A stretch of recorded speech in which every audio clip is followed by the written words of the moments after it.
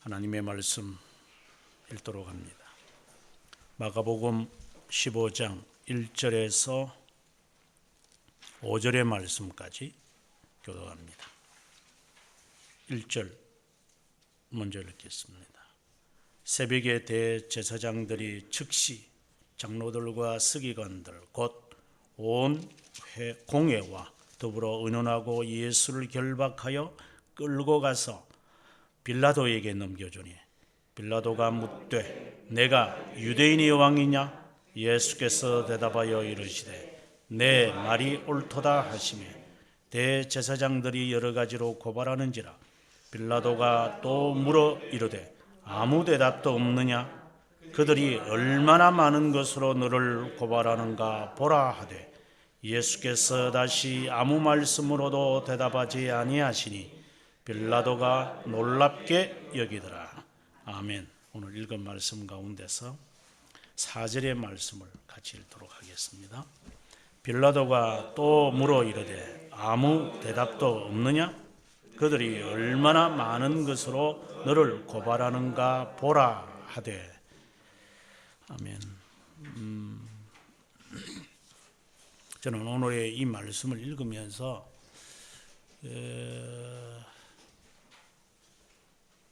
한 세 가지의 감정이 드는 것 같아요. 먼저는 막 분노가 일어나서 아니 이것들이 하나님이 향한 저주받을 놈들이지. 그 패션 오브 더 크라이스트라는 영화를 만드니까 이스라엘 사람들이 자기들을 못 오겠다고 도둑이 지발지리는 것처럼 저것들이 조상이 그랬다는 거지 저것들이 그랬는가? 이런 이제 이야기가 나올 정도로 피조물인 자들이 창조자 하나님을 이렇게 말도 안 되는 법정에 소환시켜 놓고 이미 결정을 하고 난 다음에 과거의 오공 시절처럼 지금도 뭐 오공보다 더하면 더하지 덜 하지 않는 세상이지만 다 짠 그 각본 아래 사람들 앉혀놓고 이렇느니 저렇느니 뭐 몇십억이 뭐 있니 없니 하면서 장난치는 이런 짓거리 하는 애들이나 하는 그 사람들이나 이 시대에 하나님을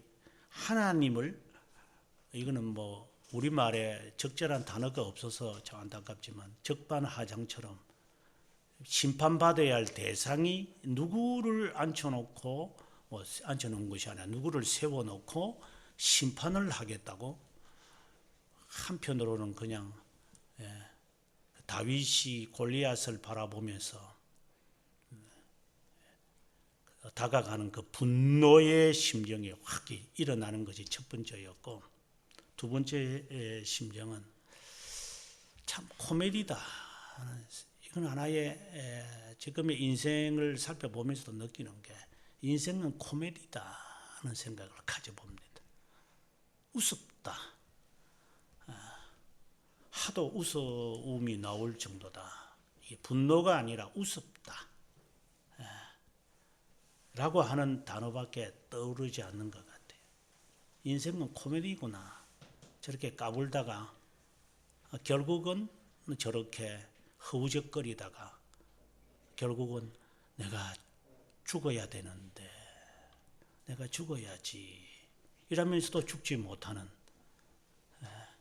이러한 인생이 우리 모두가 그렇게 될 거고 여기에 예외가 없을 건데 코미디다. 네가 그렇게 아무리 잘난 체 해봐도 결국은 우리의 꼴은 죽음 앞에 치졸하고 비참한 그런 벌레보다도 못한 존재가 될 것이다.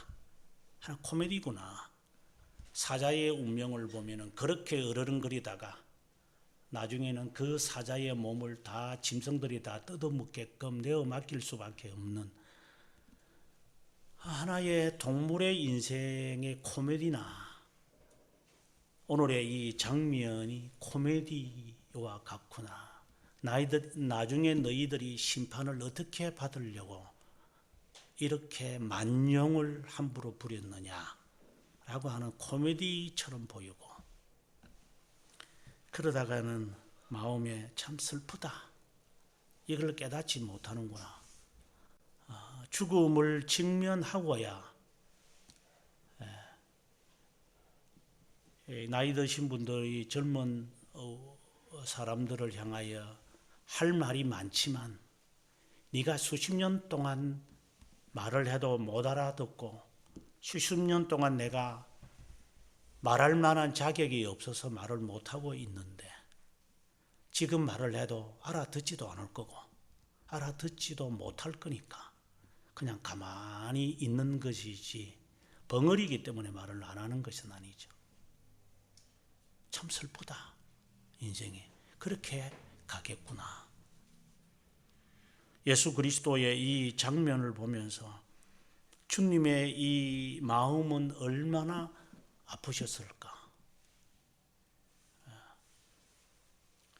정말 이 가슴이 찢어지는 것은 겉으로는 웃으면서, 겉으로는 그냥 태연하게 계시지만 이 속에는 그 찢어짐이 어떻게 말로 표현할 수 있을까? 과연 이것에 대하여 우리가 얼마나 조금이라도 알 수 있을까? 조금이라도 알까? 죽어야 알겠지. 죽고 나야 지옥에 가서야 이것을 깨닫겠지. 거지들은 못 깨달을 것이기 때문에. 왜 주님께서 사울에게 네가 왜 나를 핍박하느냐, 그 말이 그에게 못이 박혔기에 가슴에, 그가 3번이나 사도행전에서 이분이 나에게 이 말씀을 했다고. 네가 왜 나를 핍박하느냐고.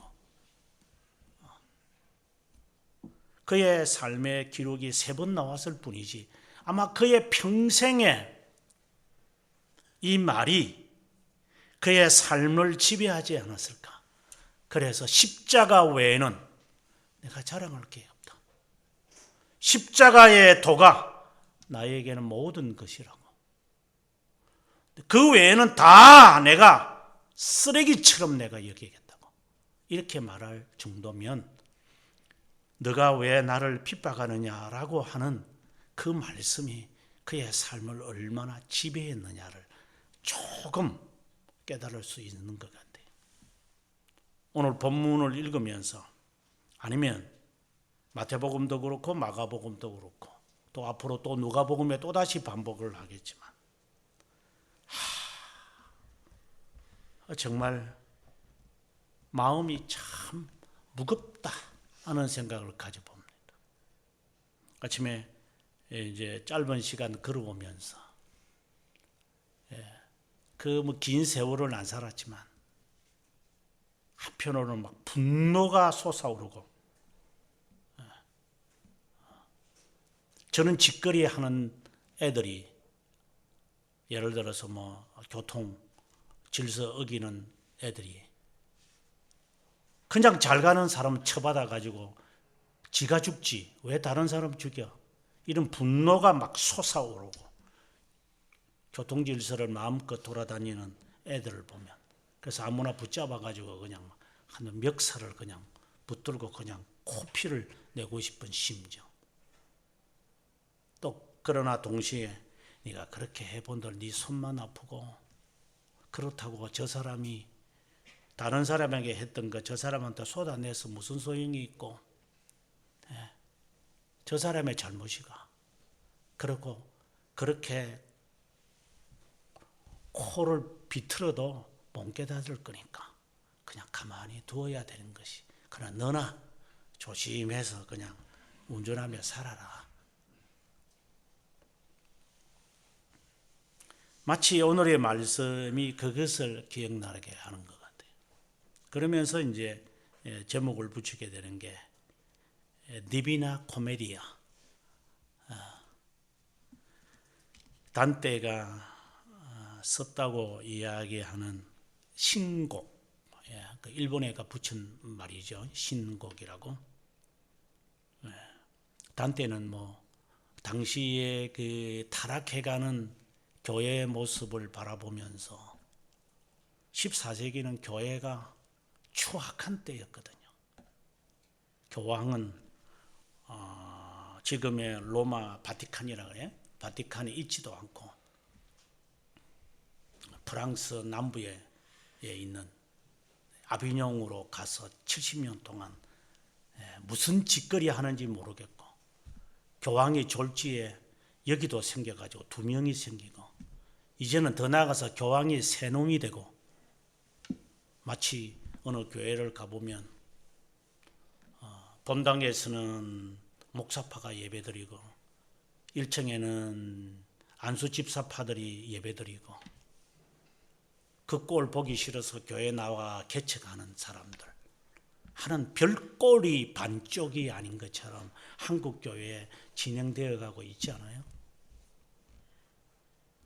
잘 나가다가 하루아침에 무너지는 교회들을 보면서 코로나 때문에 많은 자들이 소파에 앉아서 예배를 드리지를 않나. 코미디가 진행되어지가는 이 모습은 그때나 지금이나 제가 볼 때는 다를 바가 없을 것 같아요. 그 시절을 바라보는 이 단테가 한편으로는 정치인이면서, 그리고 극작가인 그가 이제 글을 쓰기 시작하죠. 많은 사람들이 신곡에 쓴 배경을 그 박사학위를 받은 분이 그 강의를 이번에 한번 들으면서 이러쿵저러쿵 해석하는데, 내가 볼 때는 당신이 그냥 박사학위 받은 거 자랑하는 것밖에 없는 것 같고, 단테 생각하고는 좀 다른 것 같은 생각이에요. 지 나름대로 어쩌고 이렇게 이야기를 하는데, 그 시대의 상황을 정확하게 알고 있어라. 문학 작품의 글 표현에 그냥 감동이 되어 가지고 이러쿵저러쿵 하는 소리 들으니까 너도 코미디가 따로 없구나 하는 생각이. 단테가 직면했던 이탈리아의 그 당시의 상황을 봐야만 한다. 슬프다. 분노가 치켜오른다. 하나의 코미디다 이 말이야. 이거는 웃음거리다. 그래서 그가 했던 그 세 단계 우리가 아다시피 지옥편의 마지막 편에 가서 그는 하는 말이 우습다.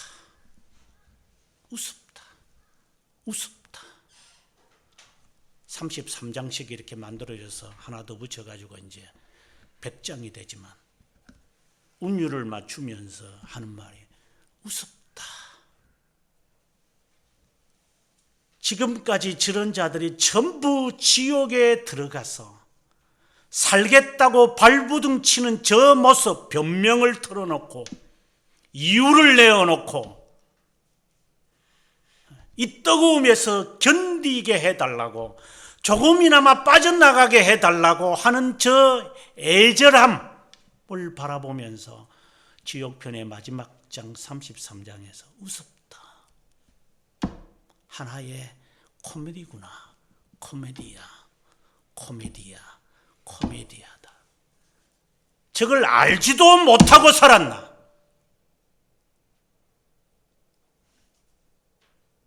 모조리 지옥에 가 있구나 라고 하는 것을 세상에 알리고 싶은 그의 심정. 지옥불이 뜨거운 맛을 봐야 이제 영원토록 깨달아라. 철학자 호메니우스와 함께 그는 연어편에 가서도 하는 말이, 물론 그의 말은 틀린 말이죠. 그리고 난 다음에 그가 그동안에 사랑했던 베아트리체를 함께 이제 낙원을 구경을 하고, 그리고 마지막에 베아트리체가 그와 헤어지는 이야기에서 끝나는, 뭐 다 읽어서 무슨 뭐 이해가 되겠습니까? 이해도 되지 않는 말 혼자 열심히 써놓은 거. 그 이후에 문학가 몇 사람들이 신곡은 막 최고의 르네상스의 대표작이다. 우리가 뭐 저도 뭐 읽어보고 뭐 하는 말도 아니고 다 읽어봐야 할 이유도 없고, 그런 추잡한 이야기만 읽어도 내용은 어느 정도 파악이 될 것 같은데,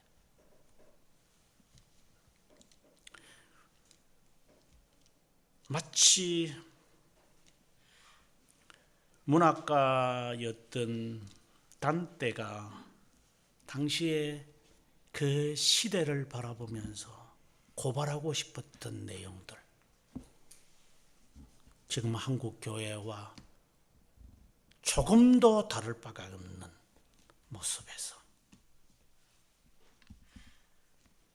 하나의 코미디를 지금 또 진행하고 있는 우리들이기 때문에 오늘의 이 말씀을 바라보면서 마치 주님이 우리에게 이 말씀하시는 것 같아요.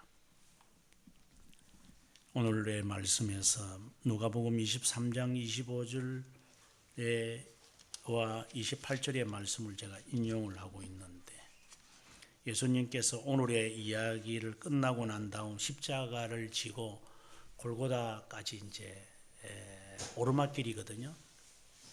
이렇게 메고 올라가니까 여성들이 가운데서 아마 눈물이 많은 자들이 있었겠죠. 보통 여성들 가운데서 이 감정이 풍성한 사람들이 있으니까 와 하고 막 하고 울고 빽빽하고 소리 지르는 자들이 있었겠죠.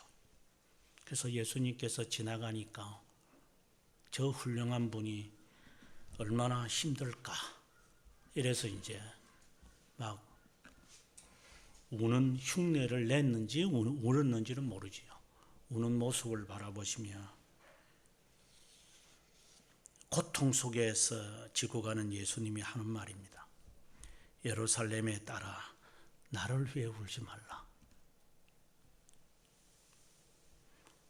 너희와 너희 자식을 위해서 울어라. 오늘의 말씀을 우리가 보면서 예수님이 얼마나 아프셨을까, 그것 어울리라고 지금 이 저자들이 오늘의 이 기사를 쓴 거 아니에요. 로마 가톨릭은 이것을 잘 이용해 가지고 미사라는 것을 만들어서 얼마나 아프셨을까, 성찬식을 하면서도 주님 우리를 위해서 얼마나 고통을 당하셨어요, 이러한 감정을 불러일으키는 자들을 향하여 주님이 하시는 것 같아요. 내가 아팠기 때문에, 내가 고통스러워서 너가 나를 위하여 우느냐?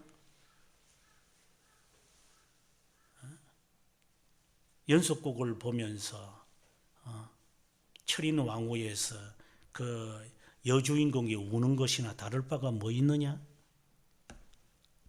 눈물 찔찔 흘리면서 너와 너희 후손들을 위해서 울어라, 주님 하는 말이에요. 나를 위해서 울지 말라. 나중에 직면할 진노를 무서워해라. 그것을 울어야지. 주님이 얼마나 아프셨을까. 주님 참 처근하게 보이신다. 그것이 불쌍하게 보이느냐. 이어서 주님이 하시는 말씀이 29절에 잉태하지 못하는 이와 해산하지 못하는 배와 먹이지 못하는 젖이 복이 있다 할 것이다. 이것은 고통을 당하는 자들이 복이 있을 것이다 라는 말이에요. 잉태하지 못하는 자가 복이 있고, 아이의 그 해산하고 난 다음에 해산하는 아이를 먹이지 못하는 그 사람이 복이 있고, 해산하지 못하는 그 사람이 복이 있다고요? 말도 안 되는 이야기를 주님이 울고 있는 여성들에게 하는 이야기예요. 지금 임신한 사람이 임신할 그런 기력이 없어서 고통스러워하는데 그 사람들이 복이 있다라고 이야기를 주님이 하시는 거예요. 아기를 낳았는데 먹일 젖이 없어서 괴로워하는 사람에게 차라리 복이 있을 것이라고 우는 거 제대로 울라고 주님이 하시는 말씀이에요. 이 세상을 살아가면서 해산하지도 못하고 해산하고 난 다음에도 그리고 해산도 못하는 이런 잉태도 못하는 사람이 난행고행을 하면서 죄 죽이기를 하는 자들이 복이 있는 거지. 네 하고 싶은 대로 다 애 베고 애 낳고 애 먹이는 자들이 복을 있는 게 아니다. 네 하고 싶은 대로 하지 않았나? 너 세상에서 그런 자들이 저주를 받는 것이지 하고 싶어서 하지 못한 자들이 저주받는 게 아니야.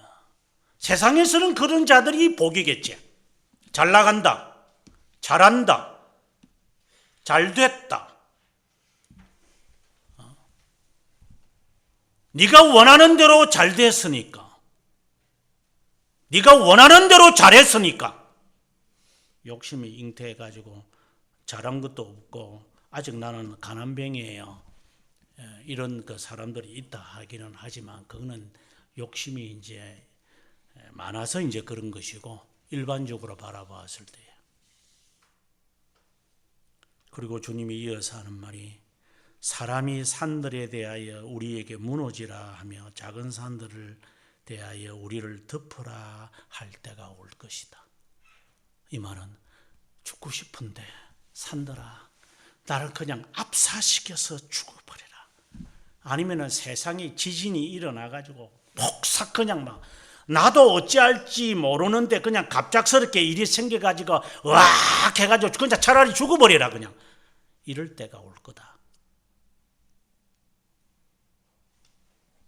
31절에 푸른 나무에도 이같이 하거든 마른 나무에는 어떻게 되겠느냐.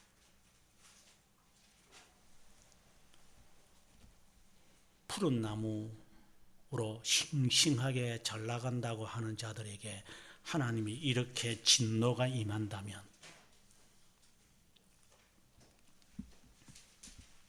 마른 나무는 전혀 맑기도 알아듣지 못하고 아니 생짜배기 나무 같으면서 자라나는 아이들이처럼에는 이해라도 돼요.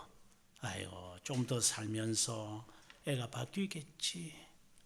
애가 아직 경험이 없어서 세상을 잘 몰라서 저러니 하고 기대라도 하겠지만 너는 도대체 어떤 인간이냐. 나이를 그만큼 먹었으면 이제 정신 차릴 때가 됐을 텐데 아직도 성인이 안 돼가지고 아직도 10대 생각을 가지며 살아가냐? 네가 지금 나이가 몇 살인데 지금 10대인 줄 알고 있느냐? 10대면 차라리 낫겠다. 말귀를 알아들으니까 고집탱이가 세가지고 나이를 수십 년 먹어도 그대로 산다면 너에게 임할 진노가 얼마나 되겠느냐.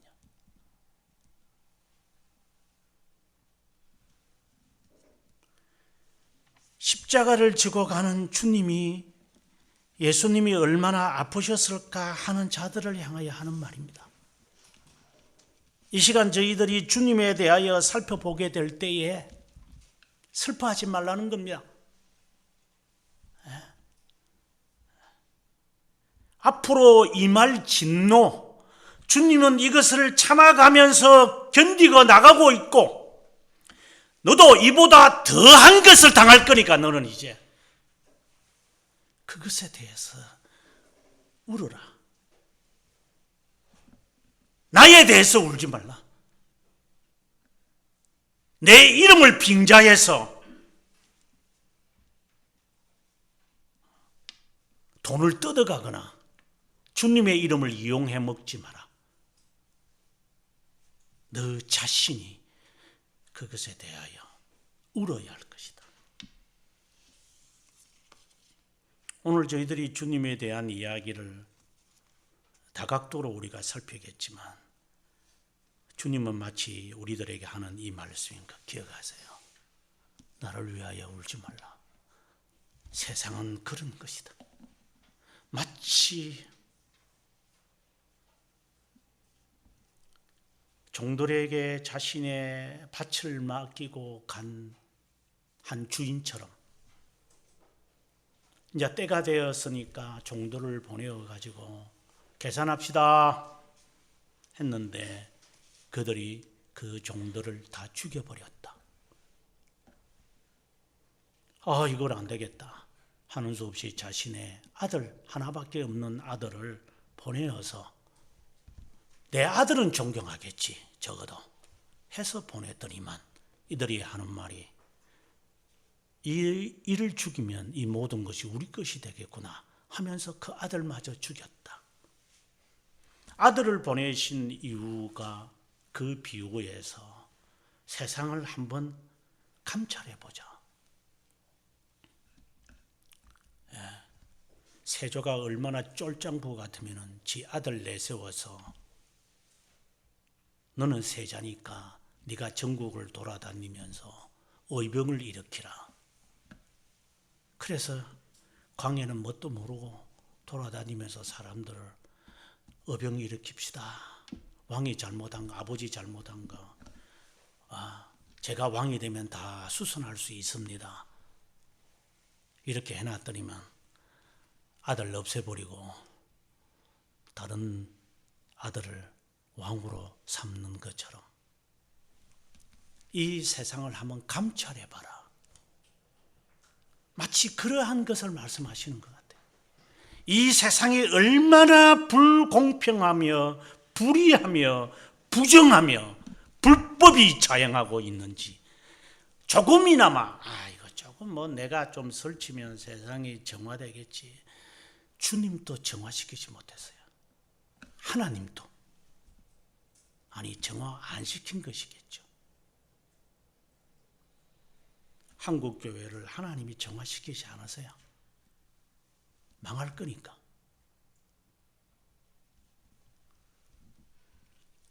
백세 넘은 어느 목사님의 이야기를 가끔씩 듣곤 합니다. 목사님 110세가 다 되셨는데 한국교회의 미래가 어때요? 한국교회의 선교 역사가 130년이 돼요. 그러니 그분은 이제 태어날 때부터 거의 한국교회와 함께 했다는 분이 한국교회는 앞으로 어떻게 될 것 같아요? 다 살펴보셨잖아요. 110년을. 그래, 한국교회는 망할 것 같아.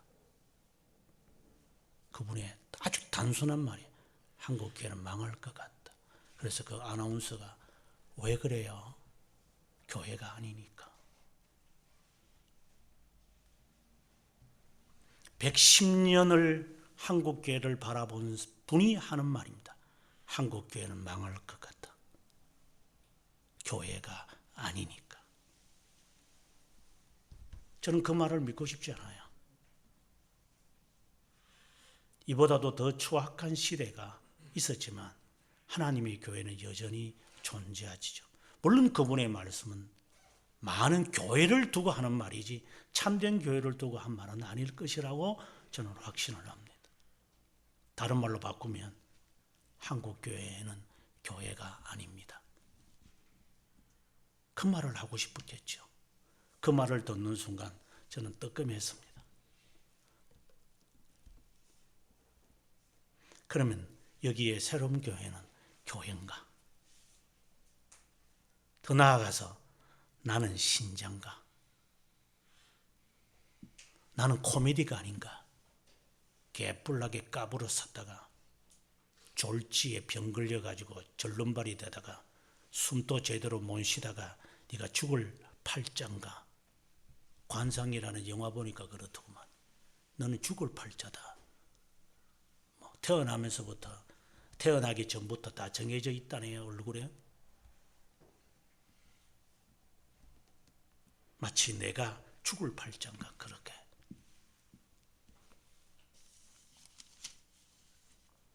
그분의 말이 한편으로는 싫지만 한편으로는 인정할 수밖에 없고 한편으로는 그 말을 위기 깊게 생각하고 살아야 되겠구나.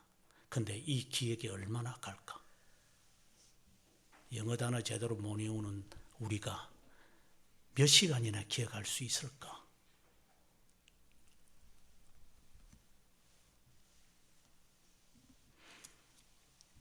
오늘의 이 말씀을 바라보면 읽으면서 방금과 같은 이러한 여러의 심정이 제 마음을 막 눌렀습니다.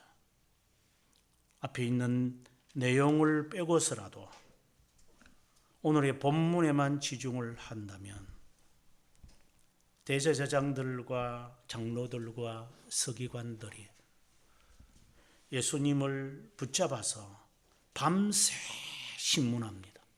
밤새 신문했습니다. 죄를 만들어냈습니다. 신성모독죄다.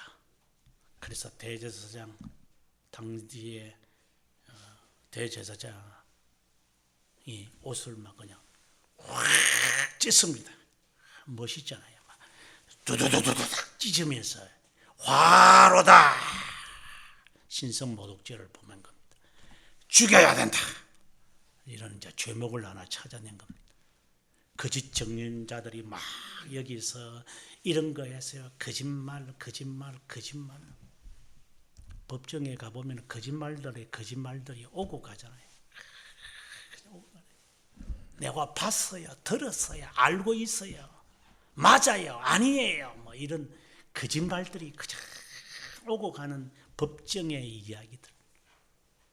나는 안 했어요. 했어요. 저래 한 놈이야. 안 한 놈이야.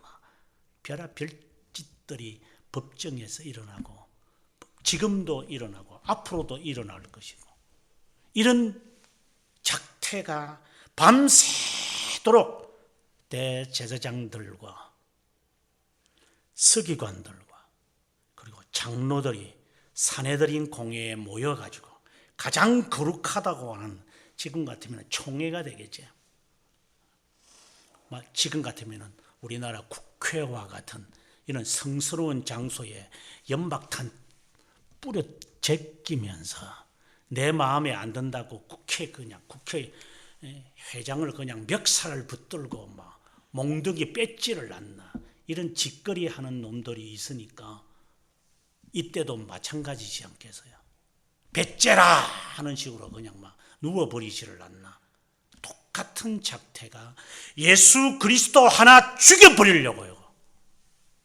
요거 없애야 되겠다라고 하는 거예요. 이놈. 이게 눈에 가시기 때문에. 그런데 죄목이 없어. 어떤 죄를 지은 것이 없어. 하나도 일치하지를 않아. 다른 말로 한다면 증거가 없어요. 그러나 하나 찾아낸 게 있는데 지가 하나님의 아들이라고 했다는 이야기. 그 증거 이제 포착했어요. 이제 증거 포착했으니까 이거 우리가 재판해야 되는데 재판할 수 있는 사람은 마침 빌라도라고 하는 로마 제국의 총독이 가이사라에 있다가 가끔씩 예루살렘에 오면 헤롯 왕의 그 귀빈실에 있었어요. 그 귀빈실에 있는 빌라도에게 보내버린 거예요. 그 야밤에, 아니 오늘 본문에도 좀 있으면 나오지만 새벽에 설쳐서 새벽에 오는 거예요. 이것들이 얼마나 성격이 급했으면 밤새도록 하다가 지금 잠도 지금 덜 깬 사람한테까지 쳐들어와 가지고 이거 판결해라 라고 하는 이야기를 하는 거예요. 그런데 이 이야기가 있기 전에 빌라도에게 먼저 데리고 오는데 빌라도가 어이 내 지금 여기서 쉬고 있으니까 도대체 이 사람은 어느 출신이야? 아주 공적으로 말하겠죠. 빌라도가. 그러니까 갈릴리 사람이옵니다. 그러면 그 갈릴리의 책임자인 헤로드 있잖아. 안 그래도 그 내 옆방에 있으니까 그 친구에게 보내. 내 지금 잠자고 있는데 지금 와가지고 시끄럽게 하지 말고. 그래서 이 대제사장들과 사두개파들이 예수님을 데리고 이제 헤로드 왕에게 데리고 갔습니다. 헤로드 왕은 밤새도록 술을 처마시고 있으니까 눈이 말똥말똥해요. 얘는 이거 어떻게 해야 됩니까? 예수, 그 능력 많은 예수, 잘 만났어. 당신도 왕이라며 나도 왕인데 우리 왕 대 왕으로 한번 즐겨볼까? 한번 이적을 한번 해봐. 나도 죽이라 하면은 단칼에 옆에 있는 이 부하 신복 이거 죽여버려. 그냥 옆에 있는 경비대장 보고 옆에 있는 거 이거 죽여 하면 그제로 칼 빼봐서 죽여요. 아주 간단하게 죽여. 당신도 한번 해봐. 당신도 왕이니까.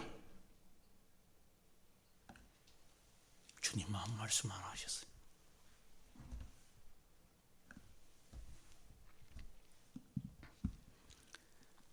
나는 아무리 판결을 해도 사형 선고를 못 내리니까 다시 빌라도에게 보내라고. 그래서 오늘 본문 1절에 빌라도에게 다시 데리고 왔습니다. 새벽입니다. 사람을 질질 끌고 다닙니다.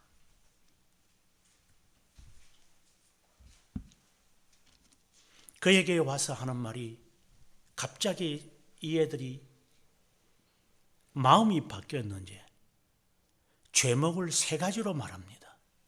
분명히 저들이 모여서 회의를 할 때는 신성모독죄라고 협의를 봐놓고 빌라도나 헤로드 왕에게 왔을 때는 왕이라고 하는 제목을 만들어서 세 개로 만드는데 첫 번째 제목은 세금을 바치지 말라고 합니다.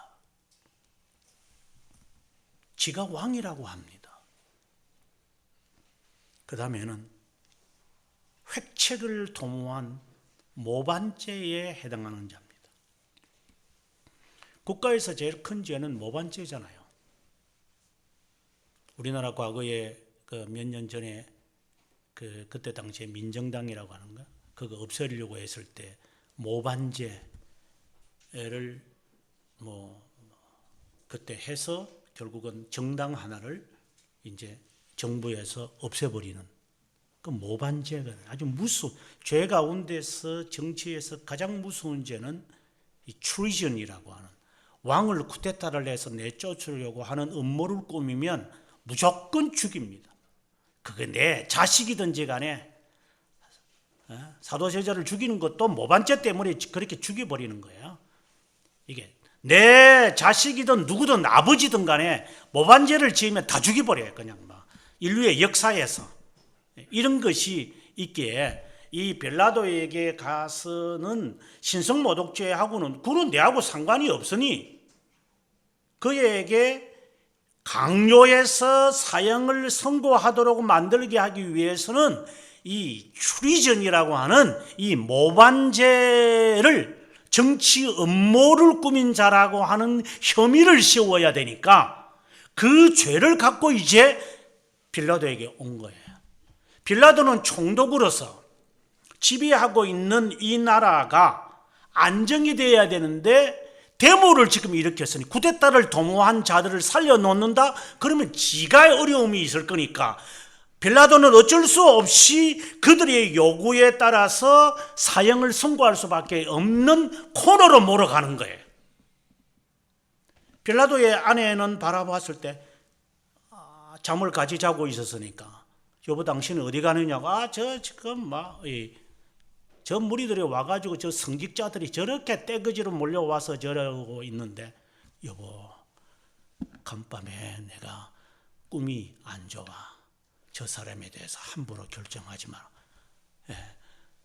이분에 대해서 자칫하면 큰일 날 일이다 하는 이야기를 들었으니까 그래서 그가 결정을 쉽게 내리지 못하는 상황에 이건 쉬운 게 아니거든요. 가버너들이 주로 이제 사형을 선고하잖아요. 그 미국에도 보면은 대통령이 사형을 이런 게 안 하거든요. 그 지역의 주 정부에 있는 주지사가 가버너라고 그러죠. 딱 사형 선고를 내리는 것처럼, 우리나라도 거의 그런 거잖아요. 우리나라는 조금 이제 반쪽짜리 그런 정치 형태지만 어쨌든 이 가버너라는 것이 있잖아요. 그래서 그 가버너의 역할을 지금 본인이 하기 때문에 내가 어쨌든 결정을 해야 된다.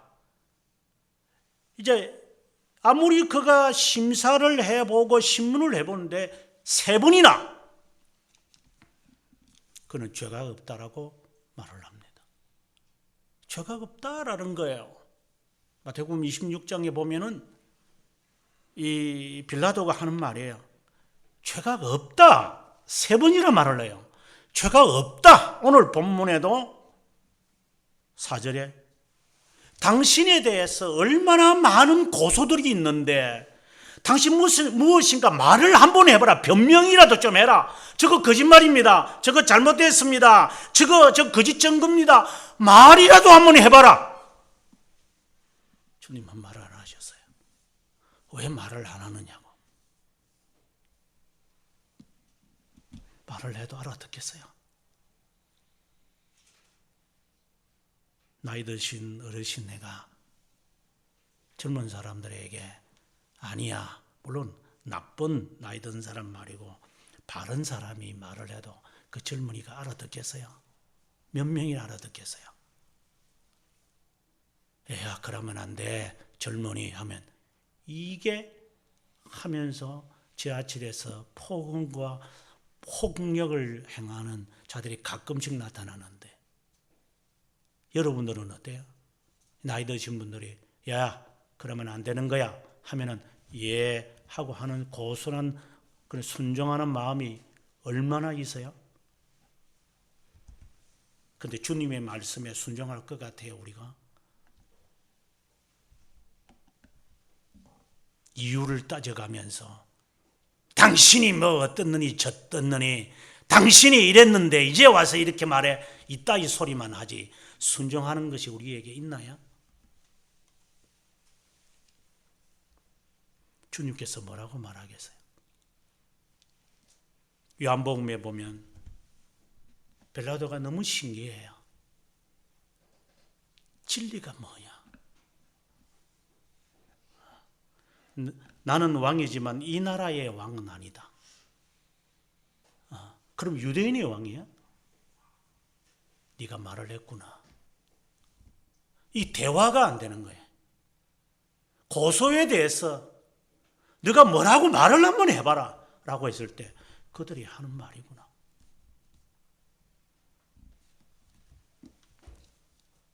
하는 수 없이 이 빌라도가 결정을 못 내리니까 그럼 어떻게 해야 됩니까? 우리나라를 보면 잘 알잖아요. 한 사람 살리려고 강남대로에 수십만 명 그냥 데리고 와놓고 촛불 시위하면서 한 사람 살려내라. 한 사람 살려내라. 말은 좋죠. 촛불 정부다. 촛불 정부 하면서 동참하지 않은 사람들이 몇 %나 되겠어요? 정의를 부르짖는다. 얼마나 멋있어요. 어린아이가 촛불을 들고 무슨 천사처럼 이렇게 막 있는 모습 클로즈업을 해가지고 사람들을 감동시키고 감화시키면서 이 정부를 무너뜨려야 한다. 나는 뭐 이 정부가 좋다 저 정부를 좋다는 말이 아니라 인간들은 그런 간악한 마음을 갖고 있어요. 미친 소 데모하면서 나중에 판결이 나게 미친 소가 아니라고 이야기를 광견병에 관우병에 관련이 없다며요. 지금은 또 얼마나 못된 인간들이 사람들을 동원해가지고 모아놓고 저희 학교 데모하는 거 보니까 우리 학교 데모하는 모든 모습을 총장 하나 몰아내려고 하는 짓거리들을 제가 내부에서 보면서 참 이것들이 교수고 이것들이 목사고 이것들이 신학생이고 이것들이 학생이가 정치하는 놈들보다 못하는 놈들이구나. 사악한 놈들이구나. 무엇이 정의가 있어요, 이 세상에. 그래서 지금 결정을 못하는 빌라도에게 이 대제사장들과 교계의 지도자들이에요. 우리가 흔히 말하는 성직자들이에요. 총회장, 정경총회장, 대형교회 신학자들, 장로들, 교회 지도자들, 명색이 하면서 검은 차를 타고 다니는 사람들, 지동 갖고 검은 차는 못 타고 다니겠고, 교회나 단체가 사주는 검은 차 타고 다니면서 하는 놈들이 대중을 동시킵니다. 사람들을 동시켜서 그 새벽에 동시켜가지고 데모해라. 사람을 부추기기 시작하는 거야. 죽여라! 죽여라! 이 말이에요. 그냥 말하면 안 되니까 쿠데타가 지금 일어날 거다. 쿠데타가 일어날 거다라고 하는 민중 봉기의 이야기를 해서 사람이 좀을 쑤시게끔, 꼼짝을 못하게끔, 결정을 못 내리는 빌라도를 몰아가는 거예요. 그냥 몰아가서 결정을 하도록 만드는.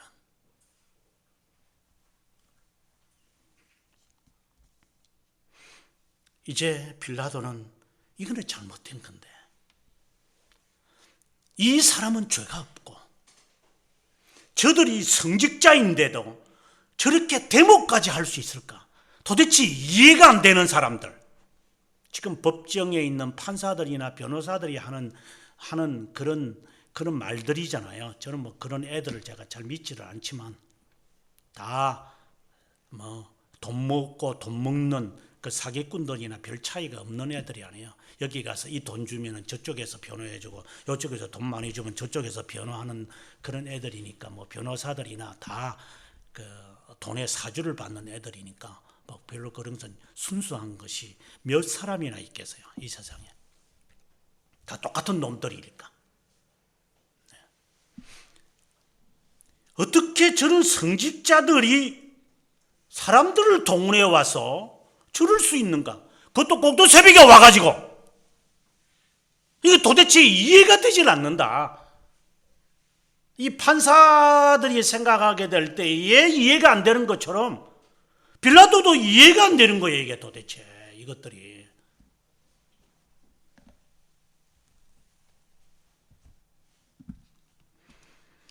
그래서 하는 수 없이 묘책을 강구했지요.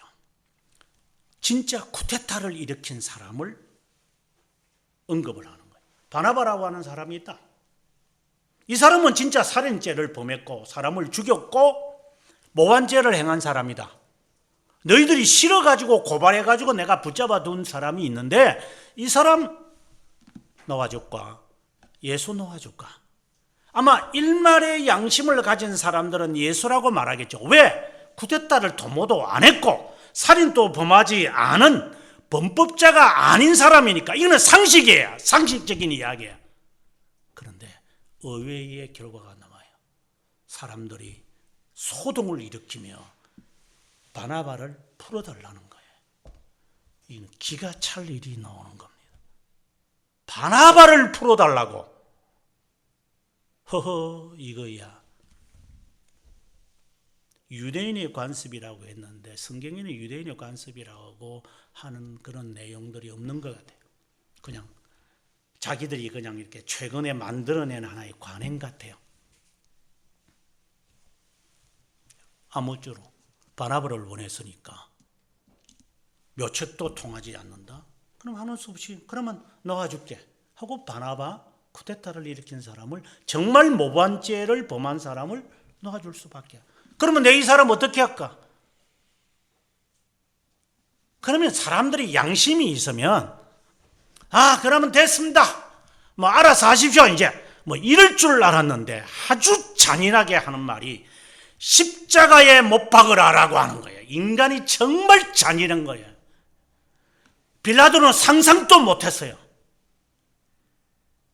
무슨 죄를 범했기에 그 극도의 극형 형에 해당되어지는 십자가에 못 박아 죽이라는 거냐? 너희들이 그렇게 악하냐? 인간들이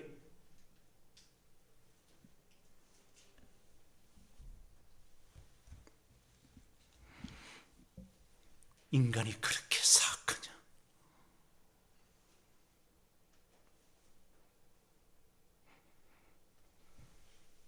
죽이라는 것도 아니고 십자가에 매달려 죽이라는 거냐? 네가 그렇게 못됐냐? 인간이 그냥 몇 대 치면 되지 않느냐? 그냥 몇 대 매질하고 신문하는 것처럼 해서 그냥 보내면 될 텐데 안 돼요. 반드시 십자가에 못 박아 죽여야 합니다. 인간들의 이 사악함이 지옥에 들어갈 수밖에.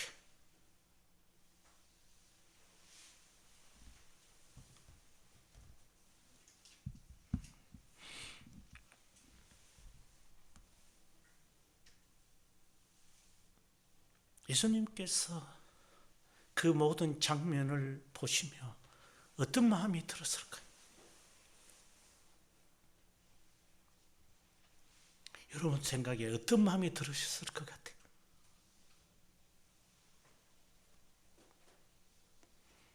하는 수 없이 빌라도는 그를 십자가에 못 박게 할 수밖에 없어 그를 매질을 하라고 군병들에게 보낼 수밖에. 군병들은 그에게 옷을 입히고 왕이 입는 자색옷을 입히고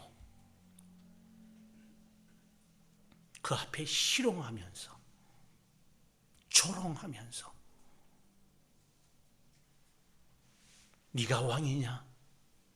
침을 뱉고 뺨을 때리면서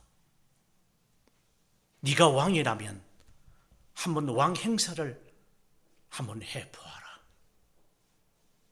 채찍질을 치면서 40에 하나 가만매를 때리면서 이 처절하게 한번 죽어봐라. 유대인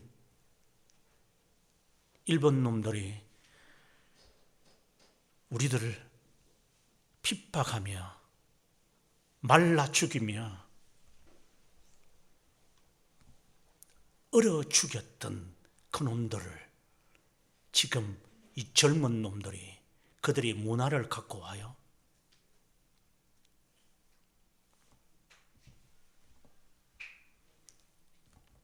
이거는 사견이지만 저는 어릴 때 어머니에게서 아버님에게서 일본 놈들의 만행을 많이 들었기 때문에 일본 놈들의 일본의 방송과 일자를 하지 못하게끔 만들었어요.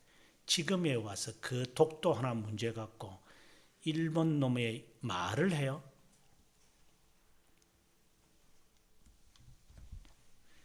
그런데 지금에 와서 그것을 악용을 해서 정치거리로 만들어버리는 이 악당들은 더 나쁜 놈들이에요. 모든 사람들이 잘못한 거예요. 여기에 몇 놈들이 와서 이 나라 사람들을 그렇게 악행을 저지른 거 아니에요.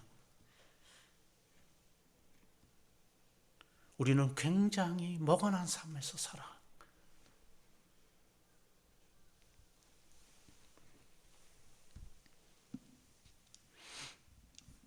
그것만 해도 성이 차지를 않으니까 이들이 장갑을 껴서 가시나무를 엮어서 관으라고 생각을 해서 머리에 씌웠다. 그러니 이 가시관에서 그의 머리에 피가 흘렀다고 되어 있어요. 그리고 옷을 벗겨버려요.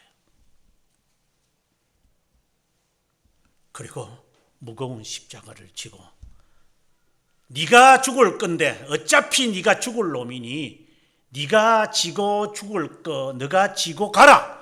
고 해서 예수님이 무거운 나무를 지고 올라가는 거였어요. 성 밖에서 죽이면 안 돼. 성 밖에 나가서. 여기 더러워지면 안 되니, 카페도 더러워지면 안 되니 밖에 나가서 죽여버려라. 저희 나라도 마찬가지죠. 사람들 죽일 때, 목 쳐서 죽일 때, 지금의 합정동, 양화대교, 양화전이라고 했어 그때는. 거기에서 목 다쳤어요. 저기 아마 땅 파면 아마 우글우글 거릴 거예요. 죽은 시신들이. 신촌도 마찬가지죠. 이화여대 있는 장소, 충무로. 저 시신들이 저게 다 묘지도 없어요. 그냥 갖다 그냥 파리 새끼들처럼 다 던져버린 장소가 저 장소예요. 아마 땅 파면 아마 울울거리면서 나올 거예요. 사람 죽은 것들이. 거기에 아파트 세워놓고 잘 잔다라고 하니 코미디가 따로 없죠. 사람들 몫친 장소, 그 사형 장소에 아파트 값이 우리나라에 최고로 올라간다며요. 그러니까 참 아마 그 시절에 100년 전에 사람들이 와서 이 나라를 보면 코미디인 줄 알겠죠. 무슨 코미디가, 이런 코미디가 다 있냐. 내가 죽은 장소에 거기에 아파트를 지어가지고 잘 살고 잘 먹고 잘 산다?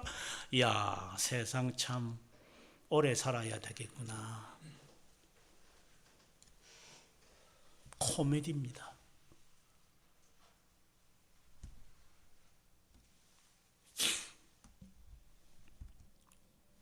주님은 자신이 짊어지고 매달려야 하는 십자가 나무를 지고 올라갑니다. 그래서 그를 바라보면 여인들이 웁니다. 주님이 나를 위하여서 울지 말라고. 오늘 제가 하는 이야기 속에서 여러분들은 주님은 참 많이 아프셨겠다, 그렇게 생각을 하지 마십시오. 주님은 주님의 길을 가신 겁니다. 주님은 우리를 걱정하시는 거죠. 너가 당할 것은 더할 거니까. 사람이 죽으면 유기된 자든 그리고 선택된 자든 영과 육이 분리되겠죠. 그래야 죽는 거니까. 그러면 유기된 자의 영은 지옥으로 갑니다. 그리고 선택된 자의 영은 주님을 바라보는 영광으로 갑니다. 그리고 주님 부활할 때, 주님 재림하실 때까지 그 장소에 그대로 있겠죠. 아마 지금 지나간 많은 분들이 주님의 영광을 바라보며 낙원에 계시겠죠. 또 한 부류들은 지금 부자의 이야기처럼 저 지옥에 지금 들어가서 지금 아마 76억이 살고 있다니까 아마 거의 대부분은 다 지옥에 갈 것 같아요. 네. 절대적인 다수, 숫자적으로 우리가 말할 수는 없겠지만 적어도 70억 정도는 이 시대에 살고 있는 70억은 다 들어갈 것 같아요. 나도 예외가 없고 여러분도 예외가 없어요. 예외가 없어요. 회개하셔야만 하는 것밖에 없어요. 아무도 장담 못해. 지옥에 갈 거니까.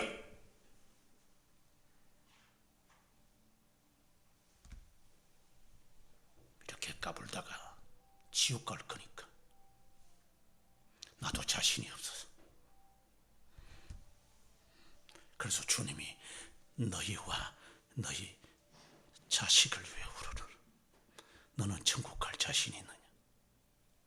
너는 하나님의 영광을 볼 수 있겠느냐? 무엇을 근거로 해서 하나님의 영광을 보겠다는 겁니까? 주님이 하는 말이에요. 사나 나를 덮어라 라고 말할 정도로 숨길 것이 그렇게 많은데, 내 속에 해골을 숨기고 있는데 하나님의 영광을 감히 본다고요? 어디다가 그런 거짓말을 그렇게 잘합니까? 한 번 믿으면 천국 간다고요? 성경에 어디 그렇게 되어 있습니까? 믿음이 단회적입니까? 하나님이 우리에게 행하시는 것이 단회적이지 우리가 하나님에 대한 것이 단회적입니까?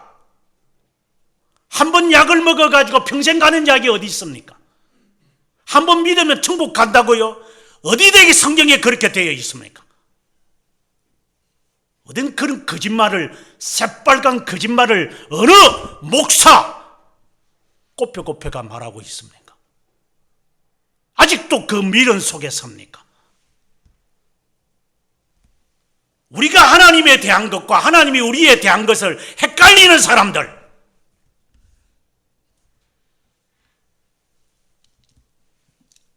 믿음은 확실하고 확고한 지식이에요. 지식. 양심에 새겨져 있는 지식이에요. 하나님이 나라를 사랑하시는 것에 대한 확실한 지식을 갖고 있어야 돼요. 귀신도 아는 그런 지식이 아니라 그 지식이 있다면 그 지식은 그렇게 오래가지 못해요. 어려움을 당하면 이 지식은 흐물흐물하고 녹아져 버려요. 끊임없이 그 지식을 보존하려고 노력해야 돼요. 자동차 지금 산 지가 저도 몇 년이 이제 됐죠. 만 7년째 되는 것 같아요, 지금. 이번 겨울에, 지난 겨울 말고 그 지난 2019년도에는 날씨가 추웠는데도 엔진이 잘 걸리더만 이제 나이가 한 7살 되니까 요즘은 운전하고 잘 안 다니니까 이게 방전이 돼가지고 엔진이 안 걸려요. 그래서 이게 할머니가 다 됐나 할아버지가 다 됐나 이게 그렇게 잘 걸리는가. 그래서 이기정 집사님이 새로운 배러리를 가니까 잘 걸려요. 배러리도 오래 가지 못해요. 5년 지나면 갈아라매요. 차도 운전 안 하면은 차가 내려앉아요. 타이어도. 하나님의 지식을 어떻게 생각하세요? 지난주에도 말씀드렸지만 주일을 한 번 20분 설교도 없고 일주일 내내 버틴다고요. 세상에 그런 사기극이 어디 있어요? 사기꾼이면 진짜 사기치는 사람이죠. 한 번 당겨놓고 평생 잘 먹고 잘 살겠다는 거예요. 그는 사기꾼들이 하는 짓거리죠. 열심히 벌고 열심히 일을 해야죠. 열심히 공부하는 하고 열심히 해서 좋은 성적 얻어서 좋은 장학금 받아야죠. 애들이요. 교수 찾아가서 짤랑짤랑 하다가 장학금 받아요? 사기꾼이지. 그게 믿음입니까? 지식은 단회적이지 않아요. 지식은 양심에 새겨져서 양심이 무너지면 믿음도 아무런 힘을 갖지 못해요. 하나님의 사랑에 대한 확신이 계속해서 우리에게 있어져야 돼요. 그런데 그 지식이 주님이 심겨준 것인지 내가 만들어내는 가공적인 지식인지 어떻게 알아요? 인내가 없는데, 전투가 없는데, 분투하는 게 없는데, 옛날 지식, 고막년에 들었던 것, 그거 아는 채 하고 있어요. 앉아가지고. 세상에 그런 믿음 여러분이 갖고 있다면 그야말로 영적 사기꾼이죠. 우선 이야기지만 저는 오늘 이 설교를 하도 마찬가지, 항상 설교도 마찬가지지만 설교하고 나면 이 설교를 다시 하라면 제가 못 하겠어요. 머리가 나빠서 그런 것 같아요. 그래서 부지런히 읽어야 되는 거, 부지런히 묵상해야 되고, 부지런히 마음에 새겨야 되고, 그렇지 않으면은 지식은 내 양심에 남아있질 않아요. 지식이 내 양심에 남아있다면 우리는 힘을 발휘해요. 그 말씀은 힘이기 때문에, 능력이 있기 때문에, 능력도 바라지 못하는 지식 갖고 있으면서 하나님에게 선물 받았다고 자기 착각에 빠지고 있어요. 주님이 하는 말씀이에요. 너희와 너희 자식을 위해서 울어라. 앞으로 받을 저주를 염려해라. 우리가 주님을 찾게 되어지는 전 단계가 무엇인지 지난주 오후 예배 때 제가 강의를 했어요. 구원을, 예수를 내가 나의 주님이다라고 고백하게 되어지는 전 단계가 있어요. 전 단계. 이 전 단계에 대해서 오지도 않으면서도 갑자기 여기에서부터 예수님 필요하다, 예수님 좋지, 교회 좋지, 목사님 훌륭하지. 그런 사기꾼이 어디 있어요? 걸어 다녀야죠. 걸어 다녀보고 알아보고 점검해야죠. 그때 제가 이런 말을 했어요. 죄에 대한 인식이 정확하지 않으면 죄에 대한 개념이 분명해야 될 거다. 그 죄에 대한 대가가 어떤 것에 대한 위험을 알아야 돼요. 위기를 느껴야 돼요. 이 죄가 있는데 이 죄를 안고 내가 그냥 지나칠 수가 없어. 그래서 누군가는 이것을 해결해야 되는데 나는 그분이 필요해 라고 해서 그분에 대하여 배우려고 하는 거예요. 그게 정상적인 믿음의 지식인 거예요. 내가 지금 불안해서 못 살겠다.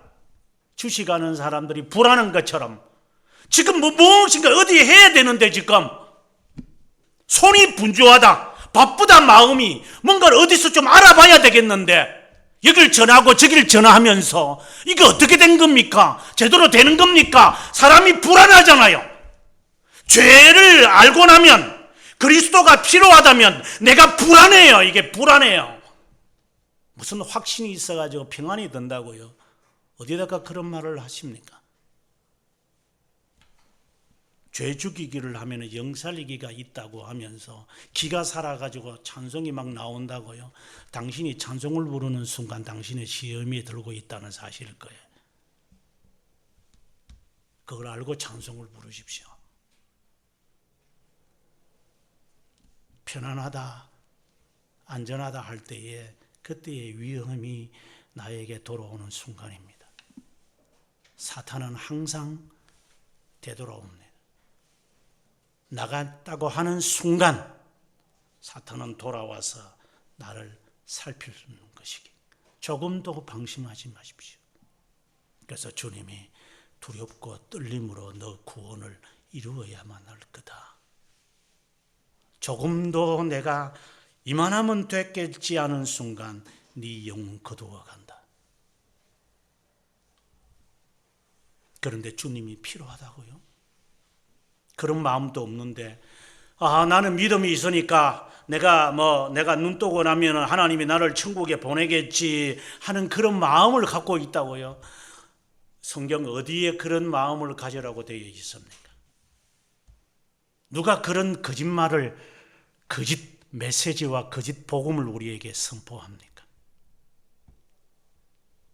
이 세상에서 고통과 염려와 해산도 못하고 잉태도 못하고 먹이지도 못하는 그 아이의 심정을 가지며 살지 않는 자가 복을 받겠다고요. 그럼 어떻게 그렇게 살아갑니까? 사람이 그렇게 염려하고 사람이 마음이 불안해서 어떻게 그래서 천국과 지옥이 다른 겁니다. 그렇게 안 해도 사람 살아갑니다. 좀 있으셔도 사람 살아갑니다. 사람이 생명이 그렇게 간단한 줄 압니까? 나는 그 정도의 긴장을 하며 살아갈 이유가 없다고 봅니다. 예수 안에서 나는 하나님의 자녀가 되어주고 천국 보장받았으니 사탄아 내 뒤로 물러가라.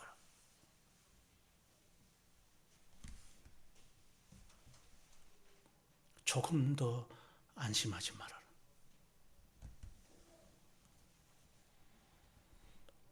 그럼 뭐 나중 가서 회개하면 되는 거 아니에요?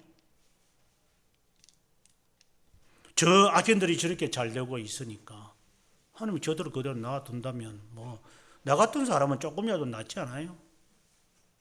그들의 머리에 주님께서 빈 숯불을 쌓아둘 것이고 너는 상관이 없다.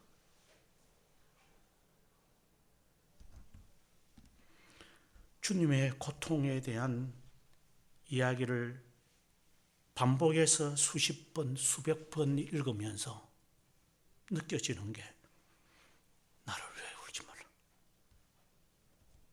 너와 너 자신을 위해서 울어라. 그리고 너 후손을 위해서 울어라. 그 진노는 더할 것이기 때문에 주님의 고통을 조금이라도 동참을 하는 마음이 우리말에 눈꽃만큼이라도 있다면 주님이 피조물 앞에서 저들받을 자 앞에서 그리고 심판을 받아야 할 도리어 심판을 받아야 할 자 앞에서 침묵을 지키시는 주님의 마음을 조금이라도 내가 갖고 있다면 지금 그 긴장 속에서 지내야만 하는 거예요. 나는 스토아주의자이기 때문에 그는 염려하면서 나는 살지 않을 겁니다. 그러면 지옥에 가라. 나는 그렇게 불안해서 나는 인생을 못 삽니다. 인생을 짧아서. 그렇다면 지옥에 가라. 너는 졸지에 지옥에 갈 거니까. 이것이 두려우면 회개하고 주님을 붙잡아라.